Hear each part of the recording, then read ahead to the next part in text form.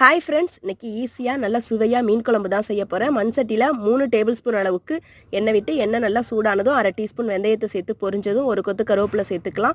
ஒரு 15 சின்ன வெங்காயத்தை வெட்டி வச்சுருக்கேன், அதையும் சேர்த்து நல்லா வதக்கிக்கலாம். வெங்காயம் நல்லா வதங்கினதும் 2 பச்சை மிளகாய் அரிஞ்சு வச்சுருக்கேன், அதையும் சேர்த்துட்டு கொஞ்சம் நேரம் வதக்கி விட்டுட்டு 2 மீடியம் சைஸ் தக்காளியை அரிஞ்சு வச்சுருக்கேன், அதை சேர்த்து நல்லா வதக்கிக்கலாம். வெங்காயமும் தக்காளியும் நல்லா வதங்கின பிறகு குழம்புக்கு தேவையான அளவு குழம்பு மிளகாய்த்தூள் 2 டேபிள் ஸ்பூன் அளவுக்கு சேர்த்துக்கலாம். சேர்த்துட்டு மிளகாய்த்தூளோட பச்சை வாசனை போகிற அளவுக்கு நல்லா வதக்கிடலாம்.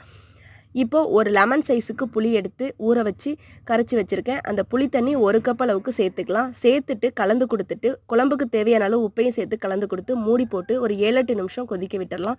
குழம்பு நல்லா கொதிச்சு வந்ததும் நம்ம சுத்தம் பண்ணி வச்சுருக்க மீனை இது கூட சேர்த்துக்க வேண்டியது தான்.